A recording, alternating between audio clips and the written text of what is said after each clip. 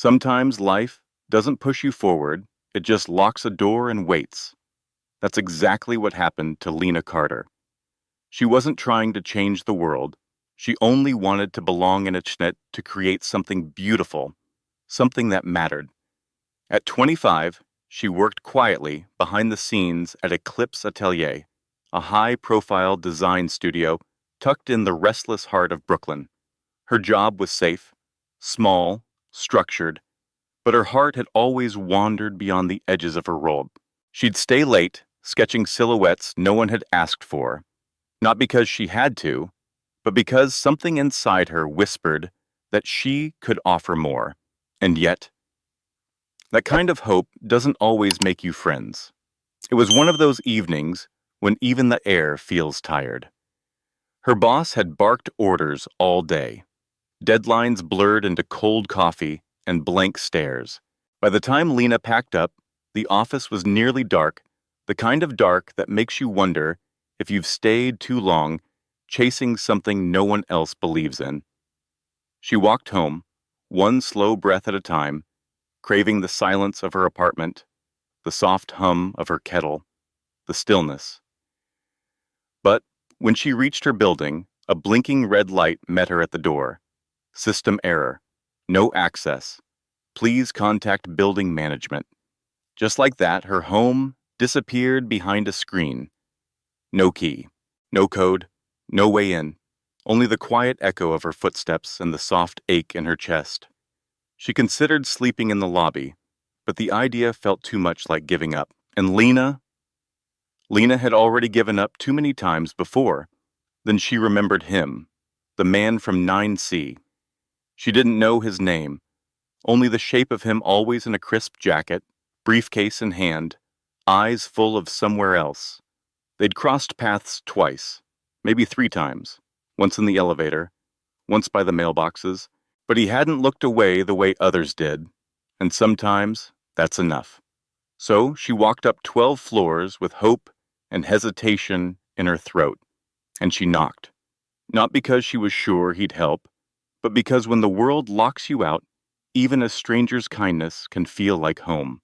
That night, Lena would meet Julian Reeves, not as neighbors, not as strangers, but as 2 people on opposite sides of their own walls, quietly asking the same question.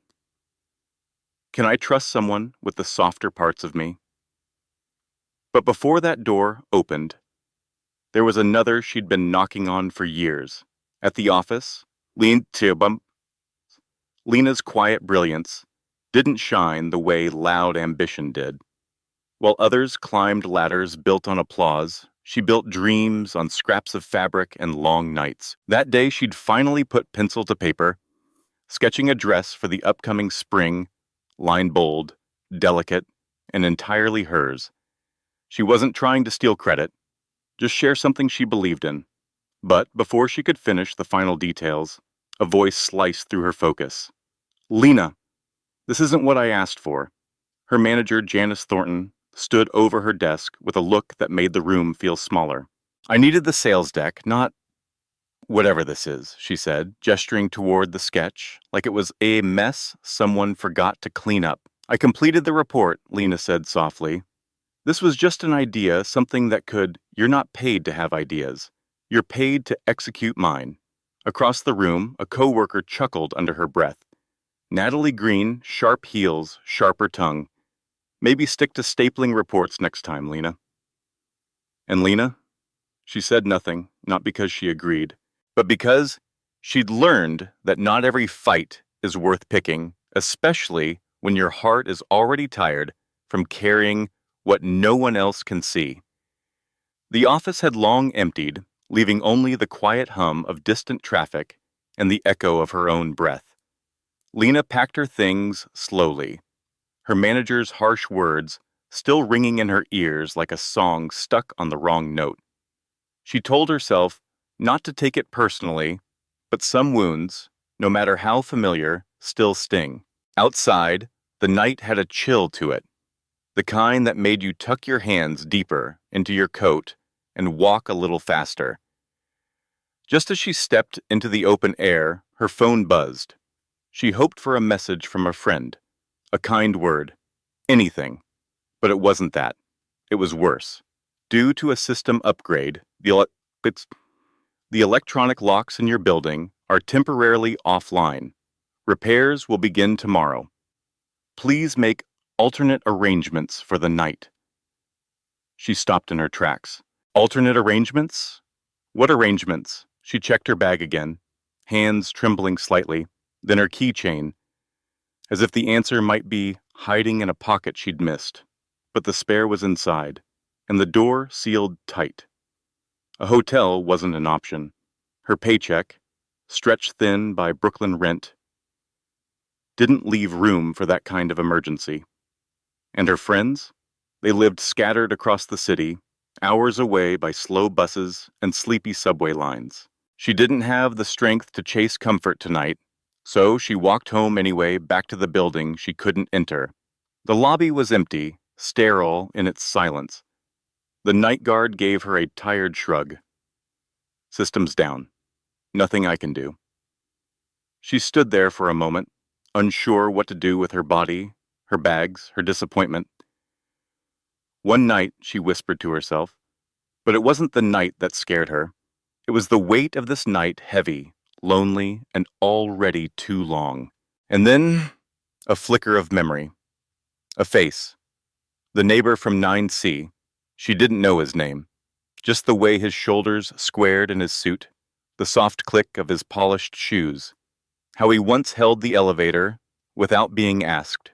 His eyes had something quiet in them, something observant, sharp, but not cold. Maybe he'd let her stay. Just for the night, just until morning, returned her a way in. It was a long shot, and Lena didn't like asking for help. But tonight had stripped her of pride, and all she had left was hope. She took the elevator up, her fingers trembling as she pressed the button. Her heart beat louder with each passing floor. At 9C, she stood in front of a dark wood door, the faintest golden light spilling from beneath it. She hesitated, then knocked. Footsteps on hardwood, the sound of a lock turning. The door opened, and there he was. He looked like he belonged in a boardroom, not a living room. Rolled up sleeves, crisp white shirt, collar undone just enough to feel real, his hair slightly tousled, like he'd just run a hand through it. Eyes sharp, just like she remembered. He took her in quietly, not suspicious, just curious. "Can I help you?" She swallowed. "Hi, I'm Lena, from 9A. I know we've only seen each other in passing, but my apartment's locked. The building system is down, and I have nowhere else to go tonight." She forced a small, awkward smile. "Would it be okay if I stayed here, just for the night? I can pay you, or help with cleaning, or, I don't know. I just didn't know where else to turn." He leaned on the doorframe, gaze steady. "You're asking to stay at a stranger's place. That's bold." Her cheeks burned, but she held her ground. "We've seen each other. That has to count for something. I'm really sorry I wouldn't ask if I wasn't..." "Desperate?" he offered gently. She nodded. He studied her for a beat longer, then stepped aside. "One night," he said. "But you're making dinner. Deal?" A wave of relief rushed through her so quickly she could have cried. Deal. His apartment looked like a magazine cover glass, chrome, open space, and skyline views. She didn't belong there. But he didn't make her feel small, just present. "I'm starving," he said casually, tossing her an apron, "and I refuse to order takeout again. Make something that won't kill me." She laughed, nerves bubbling. "No pressure at all, huh?" She dug through his fridge, finding eggs, bread, and some vegetables. Not much, but enough, maybe. Cooking wasn't her strong suit. That honor went to designing, not dicing. But she tried. She cracked eggs into the pan, and the oil popped in protest. Smoke rose faster than she expected. She fanned it with a towel, eyes wide. Oh no. He appeared beside her, one brow raised and a smirk tugging at his lips. Planning to burn down my kitchen? It's under control, she muttered. Sort of. He took the spatula from her hand and flipped the eggs like it was second nature. Maybe just stick to chopping for now. And just like that, the tension thinned. The room warmed, and Lena, locked out of her apartment, felt strangely like she'd stumbled into something quietly extraordinary. They sat side by side at the kitchen island, a pair of mismatched omelets cooling between them. The eggs were a little too brown, the edges slightly crisped, but neither of them seemed to mind. After a long day, even a flawed dinner shared in silence could feel like comfort. Lena fidgeted with her napkin, her fingers still tacky with egg yolk. She glanced up, cheeks pink. Mind if I wash up? Julian nodded, casually gesturing down the hall. Bathroom's the second door on the left. Try not to get lost. She gave a soft laugh, grabbed her tote, and headed toward the hallway. She hadn't noticed before just how spacious his apartment was: high ceilings, cool marble floors, art pieces that looked too thoughtful to be decorative. Everything felt curated, deliberate, yet not cold. It told a story, one she hadn't been invited to read not yet. Counting doors as she walked, Lena's thoughts drifted, maybe to the awkwardness of showing up on his doorstep, maybe to how surprisingly kind he'd been, or maybe to the way he looked at her, not like a burden, but like a puzzle he didn't mind figuring out. She opened a door and stepped inside, then froze. Steam rolled out like breath from a dragon, curling around her like fog.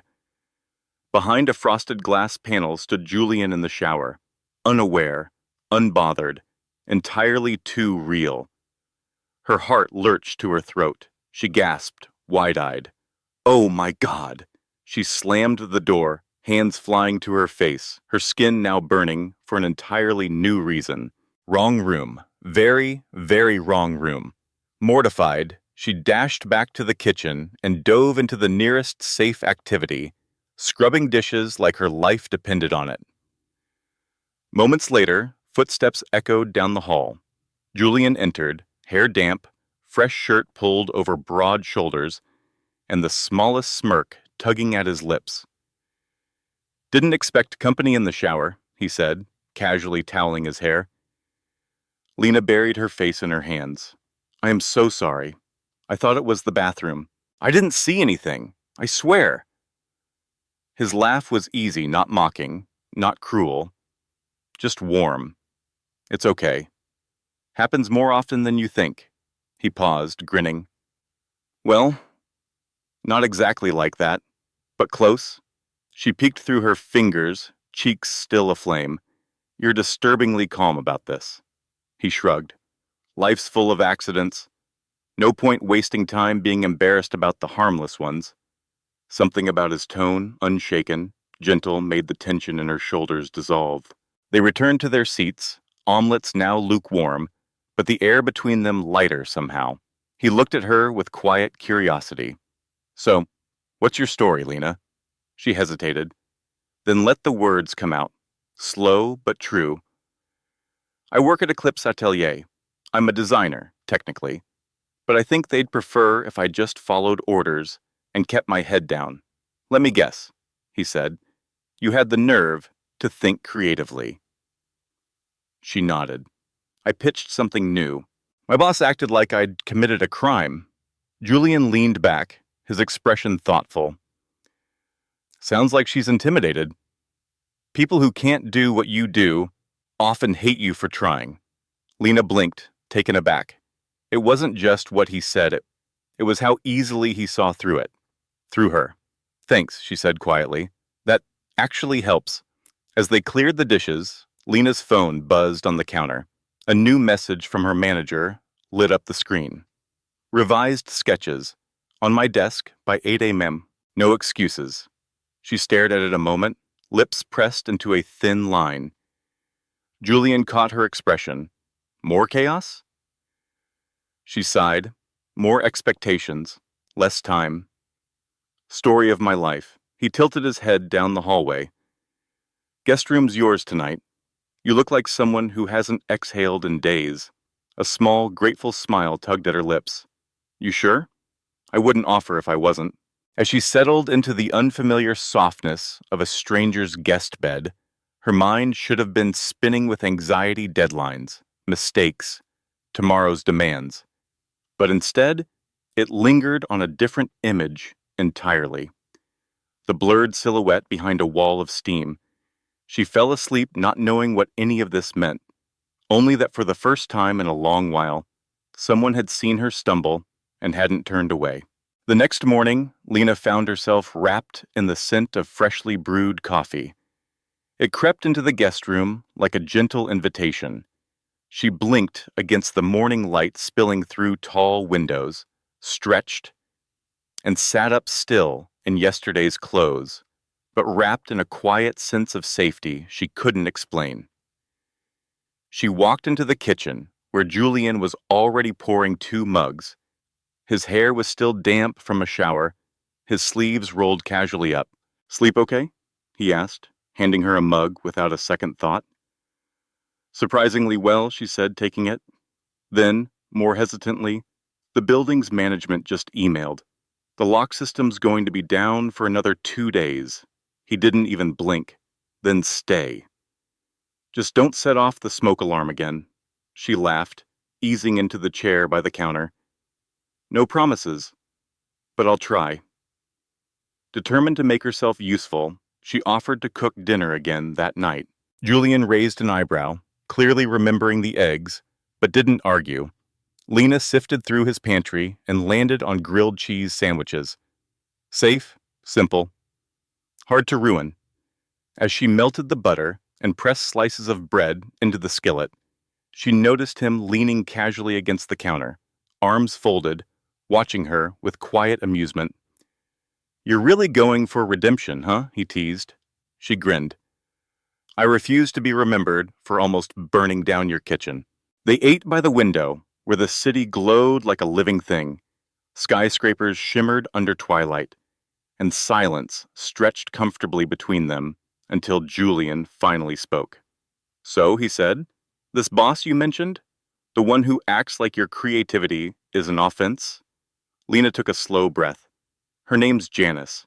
I brought her a new design idea yesterday, something I really believed in. She treated it like a betrayal. She paused. And there's another woman at the office, Natalie. She's always watching, waiting for me to slip. Julian listened, without interrupting, his eyes calm, focused. Sounds like you're surrounded by people who feel threatened just because you see the world differently, he said. Keep going. People like that either grow or crack. The words landed somewhere deep in her chest, not because they were new, but because for once someone said them and meant them. Thanks, she murmured. You're better at this than I expected. He smiled. You'd be surprised what people pick up when no one's listening to them either. The next day, Lena returned to Eclipse Atelier with a folder full of revised sketches and a heart still aching from the weight of invisibility. The office buzzed with noise, but the moment she stepped inside, it dimmed, as if tension could be scented in the air. Natalie sat at her desk, swirling coffee and smirking. Nice of you to show up, Lena. Hope those sketches are actually yours this time. Lena said nothing. She simply walked over to Janice's desk and laid the folder down. They're ready. Original. For the client. Janice barely glanced at her. They better be. I'm not here to clean up amateur mistakes. The comment stung, but just for a second. Then Lena remembered last night's words. They either adapt or they break. She returned to her seat, buried in work until her eyes blurred and her back ached. By the time she left the office, the sun had already disappeared behind buildings, and her body felt like it was made of stone. When she arrived back at Julian's, he was pacing in the living room, finishing up a call. I don't care about the excuses, he said, voice clipped. I want a full update by tomorrow. No compromises. Then he saw her. His expression softened instantly. Rough day? She dropped onto the couch like a stone. Let's just say the war's ongoing, and I'm down to a butter knife. He sat beside her, quiet for a moment, then gently, "You're tougher than you think. Don't let small people make you feel small." She looked over at him, a little surprised. "You sound like someone who's had to fight for their own voice, too." He didn't answer directly, just gave a small shrug. "Let's just say, I know what it's like to be underestimated." That evening, Lena needed to breathe. So she suggested they go for a walk somewhere warm, cozy, somewhere she didn't have to feel like she was proving anything. They ended up at a tucked-away coffee shop, dimly lit with fairy lights, strung across wooden beams. The smell of cinnamon and espresso curled around them like an old song. Lena ordered something with too many ingredients and a little too much liquor. Julian stuck with black coffee, no sugar. She sipped, sighed, and let her guard down. One drink turned into two, and two into soft laughter. "You're awfully quiet," she said, leaning forward just slightly. "I thought you'd be more intimidating." He raised an eyebrow. "Disappointed?" She smiled, loose from the wine and the warmth. "No, just surprised. I like talking to you." And before she could stop herself, or maybe because she didn't want to, she leaned in. Julian caught her shoulders gently, steadying her. "Lena, you're not thinking straight." Her cheeks flushed, reality rushing back like cold wind. "Oh, God. I'm sorry. That was... that wasn't..." But he just shook his head softly. "It's okay. Let's not do anything we'd regret because of a strong latte." They walked home in silence, the buzz fading, replaced by the sound of gravel under their shoes. At the apartment, he handed her a blanket, a bottle of water, and a smile that didn't judge. "Get some sleep. We'll pretend tonight never happened. Or we'll laugh about it tomorrow." Lena nodded, her heart racing for all the wrong reasons. Then, for the first time in a long while, she let herself rest not just her body, but the version of herself that always had to be strong, clever, and untouched. Because sometimes, the most healing thing isn't falling in love. It's being allowed to be human in front of someone and still be safe. "I'm sorry. I didn't mean to." Lena's words trailed off, her cheeks burning, the streetlight casting a soft glow over her embarrassment. But Julian just shook his head gently, his voice low and calm. "It's okay. Let's not let one blurry night rewrite something that's still unfolding." Back at the apartment, he handed her a glass of water and a folded blanket. No lectures, no awkwardness, just quiet kindness. "Get some sleep," he said, voice warm like dusk. "We'll laugh about this tomorrow."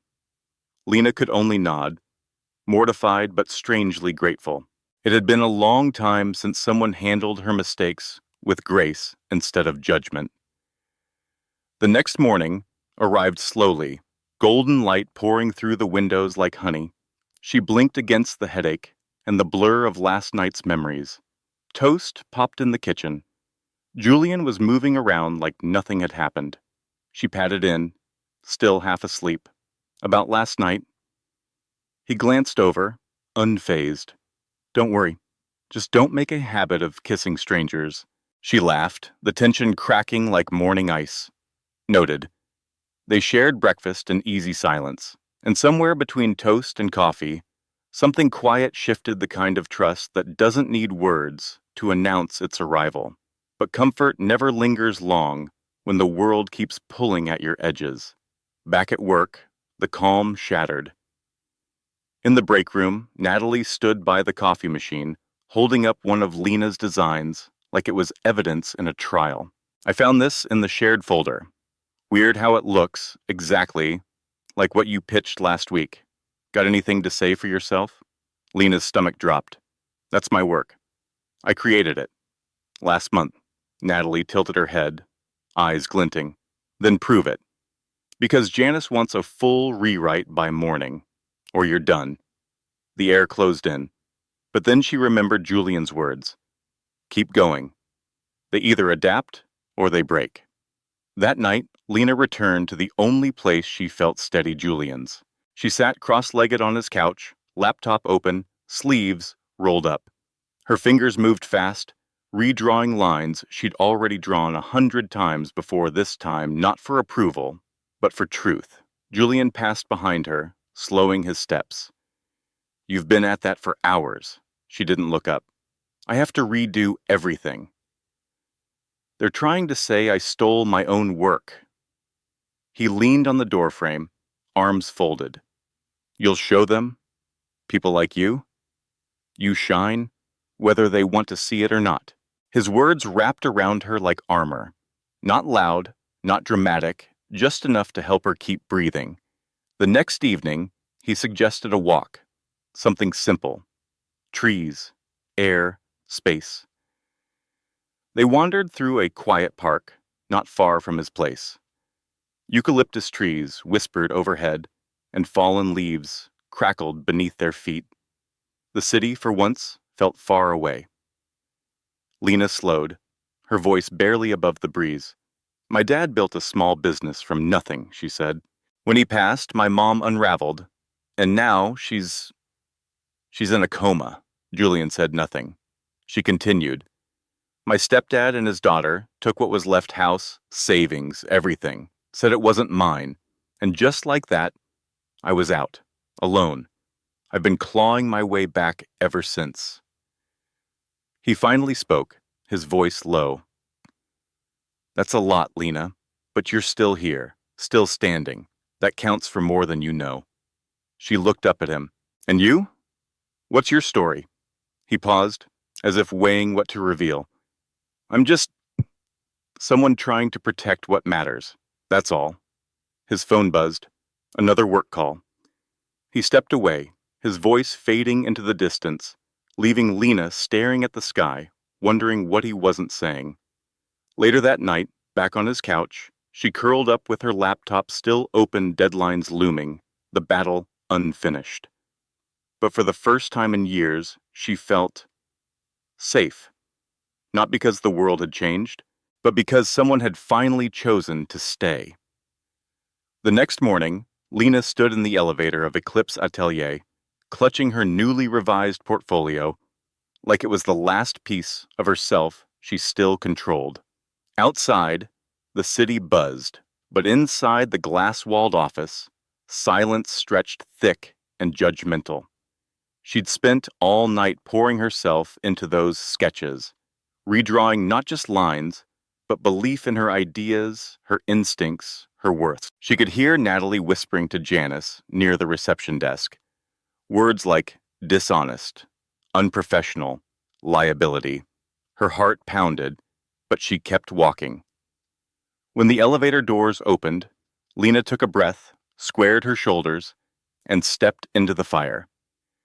Lena placed the folder gently on Janice's desk, the sketches she'd redone overnight, now bound with quiet resolve. I've made the revisions, she said, steady but not without strain. Janice barely looked up. Let's hope they're worth my time. We don't reward shortcuts here. From across the room, Natalie twirled a pen between her fingers, a smirk tugging at her mouth. Careful, Lena. Plagiarism's a tricky thing to explain. Before Lena could answer, her phone vibrated. A message from Julian lit up the screen. Big meeting tonight. Want to come? Embarcadero Restaurant. Might be a good distraction, she hesitated. The idea of leaving work politics behind even for an evening felt like a lifeline. She typed back quickly. Sure. Thanks for thinking of me. The day dragged like wet fabric. Janice piled on extra work. Natalie dropped barbed comments in passing, each one meant to unravel her piece by piece. But Lena didn't fold. By 5, she was drained, but not defeated. She returned to Julian's apartment, grabbed a spare dress from her overnight bag, a simple black one. She'd nearly donated last month and changed quickly. When she walked into the living room, Julian was already waiting, sharp in a tailored suit that made her pause. You clean up well? She teased. He smiled. You're not so bad yourself. Ready? The restaurant was tucked along the waterfront, where candlelight flickered against glass walls and laughter hummed beneath soft jazz. Lena felt slightly out of place among the tailored suits and wine lists. But Julian guided her with quiet ease to a private table. Waiting there was a woman in a scarlet dress, poised, polished, and watching them with a gaze too sharp to be friendly. This is Victoria Lane, Julian said. She's a partner on one of our current projects. Victoria smiled thinly, then turned her attention to Lena. And you are? Lena Carter, she replied, offering her hand. Just joining Julian tonight. Victoria's lips twitched. The neighbor. I heard you're temporarily staying with him. How quaint. Lena's cheeks burned, but Julian cut in smoothly, his voice cool. Lena's my guest, Victoria. Let's keep this conversation professional. Victoria laughed lightly, but her eyes didn't soften. Trouble lingered in the curve of her smile. Dinner blurred into small talk and shallow praise. Lena tried to follow the flow, but Victoria controlled the current name-dropping meetings, referencing shared history with Julian, drawing the spotlight away from Lena with practiced precision. When dessert arrived, the attack came dressed as curiosity. So Lena, Victoria leaned closer, voice low. What's it like living off someone else's generosity? No rent, no pressure. Must be a lovely arrangement. Lena froze, her hand clenched around her fork. She didn't raise her voice, but her words didn't need volume to carry weight. I'm not living off anyone. I'm simply waiting for the locks in my building to be fixed. That's it. Julian set down his glass, jaw tight. That's enough, Victoria. Lena's here because I want her here. The table fell silent. Victoria stood, offered a brittle smile, and excused herself. Lena exhaled slowly, her body still humming with discomfort. Thank you, she whispered. Julian gave a small nod. She crossed a line. You okay?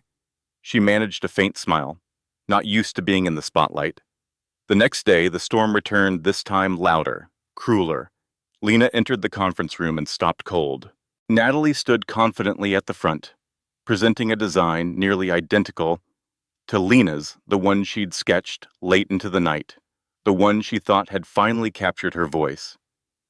This is my concept, Natalie said, pointing at the screen. Lena must have seen it in the shared folder. I don't know what happened, but the resemblance is concerning. Lena's heart pounded. Her hands trembled, but she stood. That design is mine, she said, her voice trembling, but true. I drew it weeks ago. I can show you the drafts, the timestamps, everything. Janice narrowed her eyes. If you can't prove that, Lena, we have a serious problem. The room buzzed with murmurs, judgment, doubt. Lena opened her laptop, hands shaking, ready to pull up the files, but Natalie interrupted, her voice sweet and venomous. Why even bother? Everyone knows you're desperate to be noticed. What's a little shortcut? Lena's fingers hovered over the keyboard, rage and fear warring inside her. She wasn't just fighting for a sketch. She was fighting for the right to be taken seriously, to exist without apology. Then, something unexpected happened.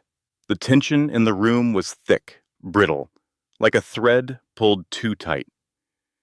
Lena stood with her laptop open, her pulse loud in her ears. She was seconds away from defending her name, her work, her worth alone. Then the conference room door opened, and everything stopped. Julian walked in like the air belonged to him, not out of arrogance, but gravity. Conversations stilled, heads turned, the kind of silence that falls when someone important enters, and no one's sure what to say. Janice, caught off guard, straightened instantly. Mr. Reeves, we weren't expecting you. Julian's gaze moved slowly across the room, not scanning but seeing, and when his eyes found Lena, something shifted. steady, certain. I heard there was a question about originality, he said. Let's settle it. Behind him stepped a woman in a navy blazer, tablet in hand, calm and precise. This is Sarah from HR, Julian continued. She's reviewed the project files, including metadata, edit logs, and version history. He paused just long enough for the silence to tighten. Lena's design predates Natalie's by over 3 weeks. What's more, there's evidence the file was copied, and an email was altered to make it appear otherwise. Gasps. Whispered reactions. Natalie's face went pale. That's not true, she stammered. Julian didn't raise his voice. He didn't need to. The evidence says otherwise. Janice. He turned to her. Now your failure to address this earlier allowed it to escalate. Janice froze. Her composure cracked under the weight of consequence. I didn't realize. But Julian was already moving on. Lena's design is approved, he said, turning back to her. And I want you leading the spring collection project. Lena blinked, stunned. The room dissolved into murmurs, but none of them mattered. She barely noticed when security escorted Janice from the building, or when Natalie slunk out behind her, eyes to the floor. All Lena could hear was the rush of breath finally returning to her chest.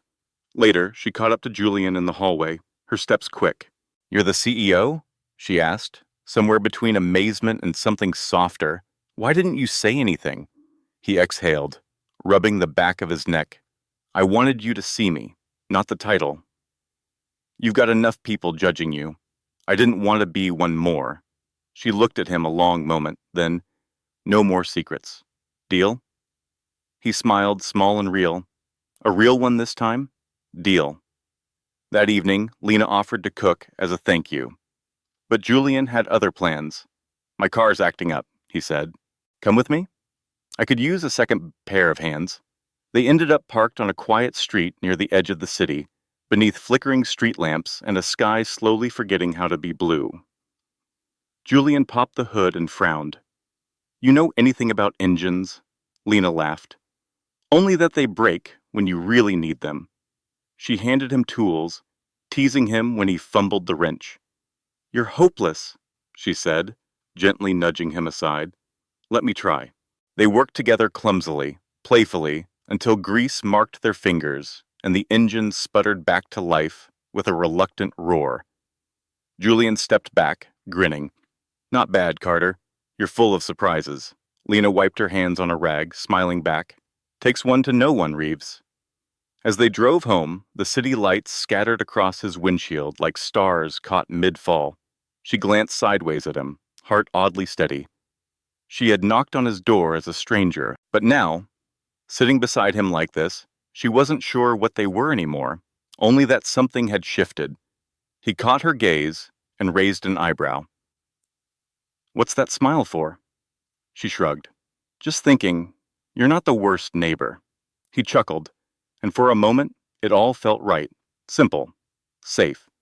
But somewhere behind office walls, whispers had begun to stir again, like storm clouds gathering on a too quiet sky. And Lena, though stronger now, had no idea how much more her heart was about to be asked to carry. Lena never thought she'd be back here, sitting across from the very people who had once stripped her of everything she held dear. But Julian had made it possible. He'd tracked down the paper trail, connected the dots no one else had bothered to follow, and handed her the truth wrapped in proof. You ready? He asked quietly, his hand resting lightly beside hers. Her stomach twisted. As ready as I'll ever be. I just want it over. Julian met her gaze. Steady? Sure. You're not walking in there alone. Let's take back what's yours. They followed their lawyer, a composed, razor-sharp woman named Ms. Carter, into a glass-walled conference room that overlooked the city. But Lena barely noticed the view. What she saw was them. Thomas and Kira Reeves, her stepfather and his daughter. The people who had taken her family's legacy and buried it beneath lies and polished smiles. Thomas reclined in his chair, gray at the temples, smugness seeping from every line on his face. Kira scrolled on her phone, uninterested, unreadable. Ms. Carter didn't waste time. Mr. Reeves. Miss Reeves. We have documented evidence of unauthorized transactions, money diverted from the Carter Trust, intended for Lena's inheritance. She slid a stack of papers across the table, signed the documents. Return control of the company shares, or we'll see you in court for fraud. Thomas let out a dry, empty laugh. You're bluffing. There's no proof. Julian stepped forward, voice like glass breaking. These are bank statements, wire transfers, emails, audited and verified. Kira looked up sharply. Dad, what is she talking about? Thomas's fingers trembled as he flipped through the pages. The color drained from his face. This is nonsense. Lena's voice cut through the room, soft but unshakable. You took everything. My dad's life work, our home. I was just a kid, and you left me with nothing. So now, I'm asking you to sign, to give back what was never yours to keep. Kira rolled her eyes. You don't deserve it. You were never meant for any of it.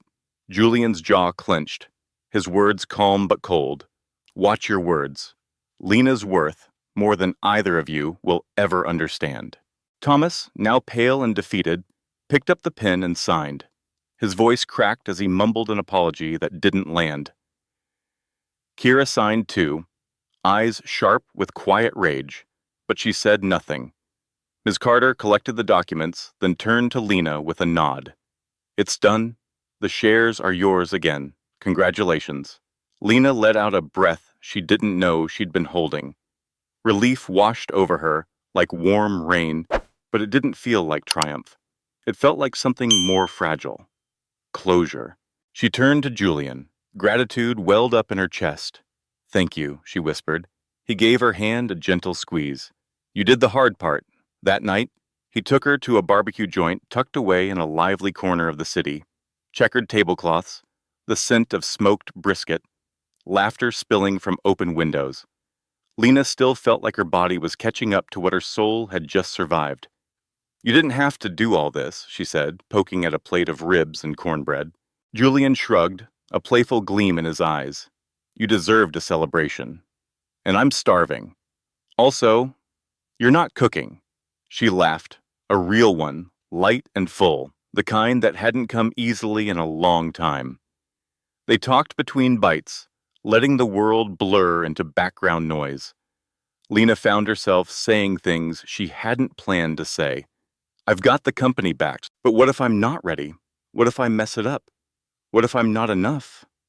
She didn't finish the last question, the one that scared her most. Julian leaned in, his voice quiet but unwavering. For what? For me, he reached across the table, his fingers brushing hers. Lena, you are more than enough. You've always been. Her heart swelled with hope, with doubt, with the terrifying beauty of being seen, and yet the peace wouldn't last long. The next day at Eclipse Atelier,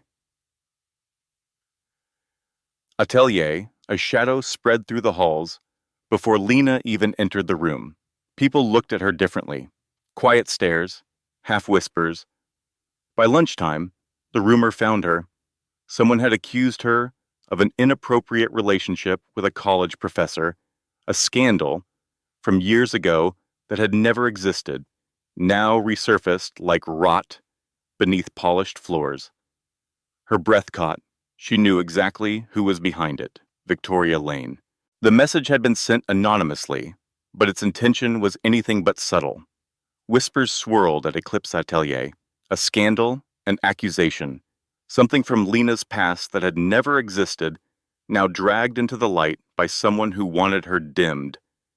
She traced the lie to its source, Victoria Lane, a former partner from Julian's business circle, the woman in red, with the calculating smile and eyes that never softened. Lena asked to meet her, choosing a quiet corner of a neighborhood cafe, one with low music and honest coffee.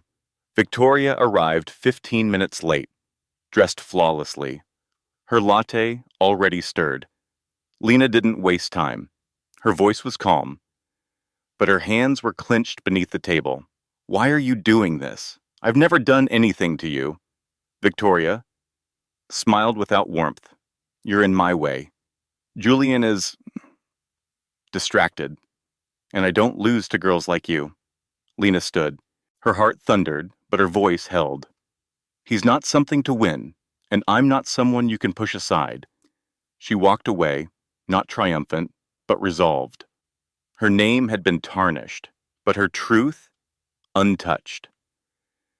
That evening, she paced Julian's apartment, trying to make sense of the weight pressing on her chest. She's lying, Lena said, her voice breaking.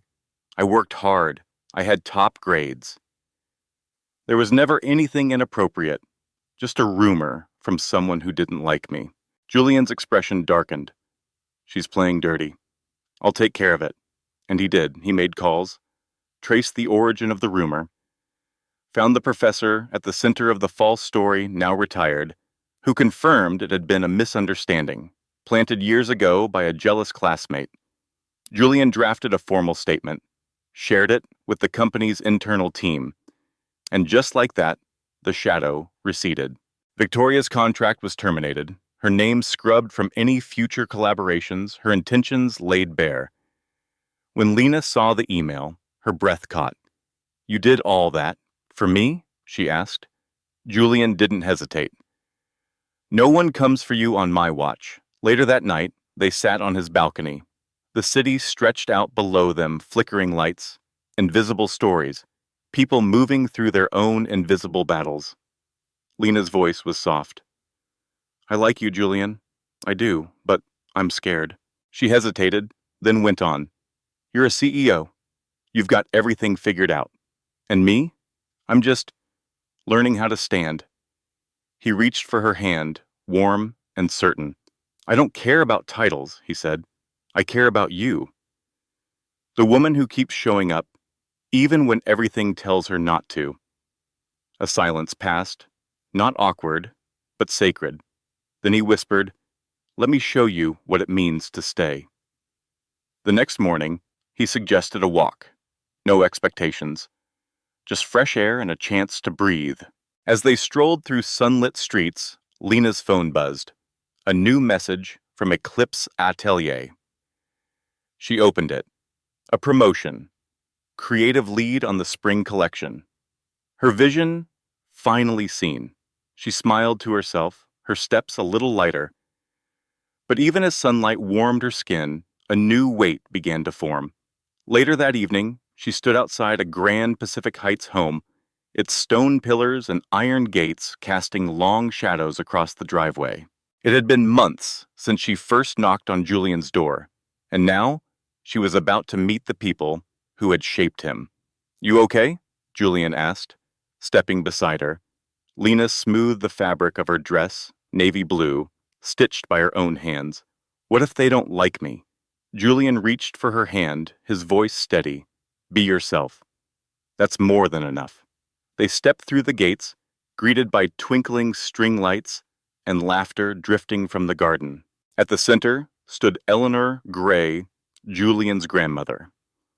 Regal, poised, with eyes like mirrors and a presence that asked questions before words were spoken.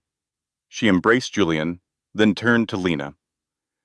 So, you're the one he's been talking about. Lena offered her hand. Lena Carter. It's an honor to meet you, Mrs. Gray. I've admired your work, especially your support for local shelters. Eleanor raised an eyebrow, intrigued. You've done your homework. Lena smiled. No, I've lived parts of it. Eleanor folded her hands. Tell me then, why are you here tonight? Lena paused. Then, with a breath drawn from memory and belief, she answered, Because I believe in giving back. I've had hard seasons, the kind that make you question your place in the world. But I'm learning that healing comes when you stop running and start reaching. Eleanor studied her, and in that moment, Lena didn't flinch. Because for the first time in a long time, she wasn't trying to impress anyone. She was just trying to be real. I want to help others find their way. That's what Lena said when Eleanor Gray Regal, discerning, impossibly elegant, asked why she was here. Not just at the event, but in this world Julian belonged to. A world of legacy and status. Eleanor studied her a moment longer, then gestured toward a nearby booth. We're short-staffed at the sustainable fashion display. Care to pitch in? Lena didn't hesitate.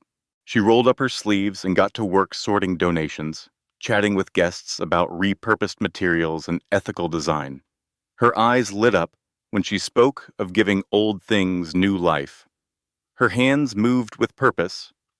For her purpose, her laughter soft but genuine.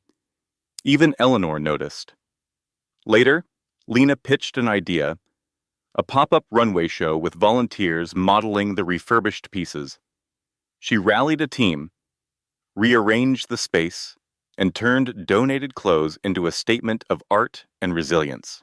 The crowd applauded, not because it was perfect, but because it was alive. As the event drew to a close and the lights dimmed, Eleanor pulled her aside. "That was impressive," she said, "but I need to know, what drives you? Are you with my grandson because of him, or the life he can offer you?" Lena didn't flinch. "I love Julian for who he is, not for his title or the world he lives in. When I had nothing, he didn't look away. He didn't fix me. He saw me. I'd choose him even if he had nothing." Eleanor's expression softened, her eyes a little less guarded. "I believe you," she said. "I was testing you tonight, and you passed. Welcome to the family." Lena's throat tightened. Gratitude welled up, warm and overwhelming. From across the garden, Julian caught her eye and smiled. "Told you she was special, Grandma." The next morning, as sunlight painted the city in soft gold, Julian drove Lena to Eclipse Atelier. She hadn't expected anything unusual. But what awaited her changed everything. An email from a former professor, Dr. Larson, had been sent to the entire design team. Years ago, a false rumor was spread about Lena Carter's academic integrity. "I'm writing to correct the record. The rumor was baseless, born of jealousy. Lena earned her honors through diligence, talent, and character. My deepest apologies for the harm done." She stared at the screen. Her breath caught. Then, slowly, the knot in her chest loosened. Around her, coworkers nodded small, silent gestures of respect. The shadows cast by Victoria's lies began to dissolve. Janice was gone. Natalie, under review. And Lena's project, the spring collection, was gaining real momentum. She threw herself into the work, her sketches bolder, her vision sharper. It was as if, for the first time, the world had stepped back and let her take up space. That evening, Julian picked her up, insisting they take a drive. They ended up at Presidio Park, the sun dipping low, painting the sky in shades of rose and fire. The Golden Gate Bridge stood in the distance like a promise. They walked slowly along a quiet path, eucalyptus leaves whispering in the breeze. Lena felt different, lighter, as if she'd finally stepped out from behind the version of herself the world had tried to shrink. Julian stopped near a lookout point, the horizon stretching wide behind him. His voice was quiet, steady. "These past months. They've changed me," he said. "I've built companies, made deals. But none of it means anything without you." He reached into his pocket and pulled out a small velvet box. Inside, a simple silver ring. Elegant, honest, timeless. "Lena Carter," he said, "will you marry me?" She didn't speak right away. She couldn't. Her heart felt too full. But her answer had been there all along, written into every late-night sketch, every quiet moment on his couch, every time he showed up not to save her, but to stand beside her. "Yes," she whispered, tears slipping down her cheeks. "Yes, I'll marry you." He slid the ring onto her finger and kissed her, the city glowing below them like a blessing. They sat on a nearby bench, giddy and breathless, talking about everything and nothing, a small wedding, maybe a vineyard, maybe just a garden, and people who mattered. Lena leaned her head on his shoulder, her voice teasing but sincere. I'm not quitting my job, you know.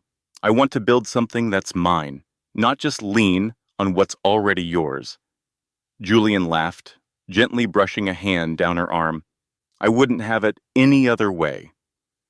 You're going to change the fashion world, Lena, and I'll be right there, cheering you on.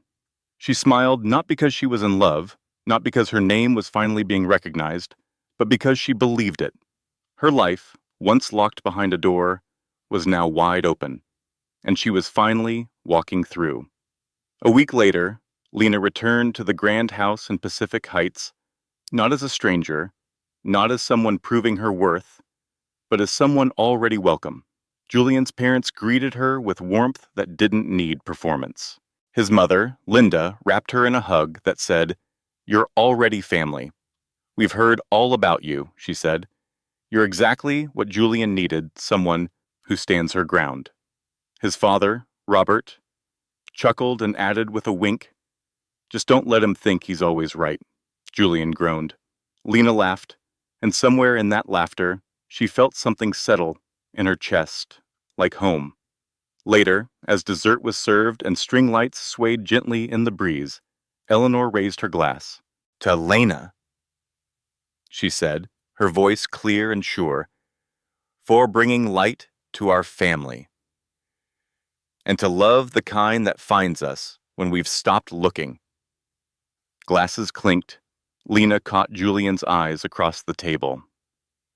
He mouthed, "I love you," and she mouthed it back, her heart full. As they left the mansion hand in hand, stars scattered over the San Francisco sky, Lena looked up. She remembered the night she was locked out of her apartment, out of her own life. And now she was unlocking something greater than she'd ever imagined. She wasn't just in love. She was free, seen, home. Their story wasn't ending here. It was beginning bold and imperfect, full of promise. Lena Carter, the girl who once stood outside a door with nowhere to go, had become a woman who built her own way forward. She didn't just find romance. She reclaimed her story. She walked into Eclipse Atelier as an underdog, survived envy, doubt, sabotage, but she stayed. She rose. The designs she sketched weren't just for fashion, they were quiet revolutions. Testaments to a girl who never stopped dreaming, even when the world told her to sit down. Her past was stolen, but she took it back, not with vengeance, but with grace, with the courage of someone who knows her worth. And Julian, the man who opened the door that night, didn't win her heart with titles or wealth. He won it by showing up, over and over, for the messy moments, the quiet ones, the ones no one else sees. Together, they remind us, life may close doors, but love, real love, opens them. If you're still here, listening to this story, thank you. Thank you for making space in your heart for Lena and Julian, for believing in the quiet victories, the second chances, and the strength it takes to simply keep going. Maybe you've had days like hers when the world felt locked, and you didn't know if you had the key, but you do. Maybe you've met someone like Julian, someone who didn't try to fix you, but stood beside you without asking you to shrink. Or maybe you are that someone for someone else. Wherever you are on your journey, know this. You are enough, you are seen, and your story is still being written. Thank you for being here, for listening, for feeling. And if this story touched something in you, we'd love to hear it. Share your thoughts, your favorite moment, or the time you found a door that finally opened. Until the next story, stay soft, stay strong, and never stop believing in your own light.